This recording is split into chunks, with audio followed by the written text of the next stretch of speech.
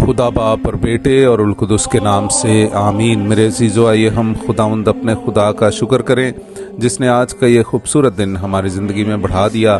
तो आइए अजीज़ो, हम आज के दिन का आगाज़ बाइबल मुक़द्दस की तिलावतों से करते हैं। आज की पहली तिलावत हिजकिय्याल नबी की किताब, उसका 47वां बाब, पहली से 9वीं और फिर 12वीं आयत।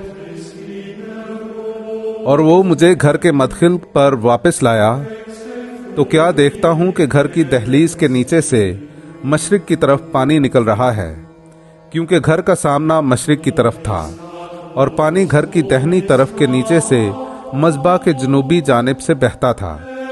और वो मुझे शिमाली फाटक की राह से बाहर ले गया और मुझे उस राह से जिसका रुख मशरिक की तरफ है बैरूनी फाटक पर वापस लाया।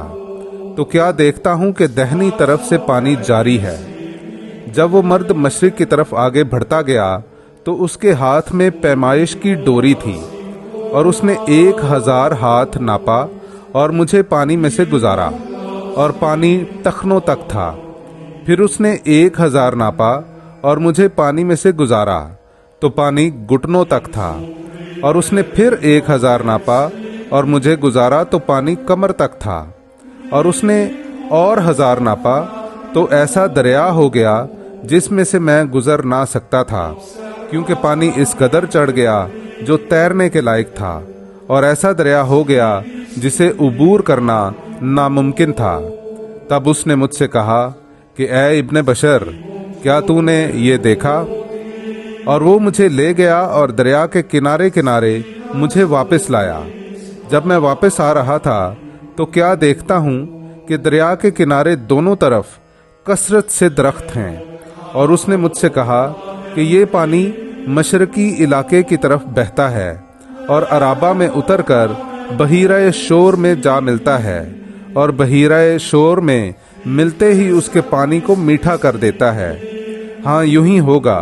जहाँ कहीं ये दरिया पहुँचेगा, हर एक चलने फिरने वाला जानदार जिंदा रहेगा, और उस पानी के वहाँ पहुँचने की वजह से मछलियों की बड़ी कसरत हो जाएगी, क्योंकि पानी मीठा होगा। और दरिया के किनारे दोनों तरफ हर किस्म के मेवादार दरख्त उगेंगे, जिनके पत्ते ना कुमलाएंगे और फल मौकूफ ना होंगे। वो हर महीने नए फल लाएंगे, क्योंकि उनके लिए पानी मकदस में से जारी है। इसलिए उनके फल खाने के लायक और पत्ते शिफा देने के काबिल होंगे। पाक कलाम का पढ़ा और सुना जाना हम सब के लिए बाइसे बरकत हो। खुदा का शुक्र हो। मेरे अजीज़ो, आइए हम खुदावंद अपने खुदा की हम्दो तारीफ़ करें। मैं आपके सामने पढ़ूंगा ज़बूर नंबर 46, उसकी दूसरी, तीसरी, 5वीं, 6वीं और फिर 8वीं आयत से लेकर 9वीं आयत तक। खुदावंद हमारी पनाह और कुव्वत है, मुसीबत में मुस्तैद मददगार। इसलिए हमें कुछ खौफ नहीं, अगरचे ज़मीन उलट जाए और पहाड़ समुंदर की तह में डाल दिए जाएं। एक ऐसी नहर है जिसकी शाखें खुदा के शहर को, यानी हक ताला के अक़दस मस्किन को फरहत दिलाती है। खुदा उसके बीच में है, उसे जुम्बिश ना होगी। खुदा सुबह सवेरे उसकी कुमक करेगा। लश्करों का खुदावंद हमारे हमराह है, याकूब का खुदा हमारी पनाह है। आओ खुदावंद के कामों को देखो, यानी वो अजायबात जो उसने ज़मीन पर किए हैं। पाक कलाम का पढ़ा और सुना जाना हम सब के लिए बाइसे बरकत हो। खुदा का शुक्र हो। मेरे अजीज़ो, आइए हम आज का इंजीली इक़्तिबास सुनते हैं। इंजील मुक़द्दस बाब मुताबिक मुक़द्दस यूहन्ना, उसका 5वां बाब, पहली से तीसरी और फिर 5वीं आयत से लेकर 16वीं आयत तक। बाद अज़ां यहूदियों की ईद थी और यीशु यरूशलेम को गया। और यरूशलेम में भीड़ दरवाजे के पास एक हौज़ है जो इब्रानी में बजाता कहलाता है, जिसके 5 बरामदे हैं। उनमें बहुत से नातवां पड़े थे, अंधे, लंगड़े और पज़मुर्दे, जो पानी के हिलने के मुंतज़िर थे। और वहाँ एक शख्स था जो 38 बरस से बीमार था।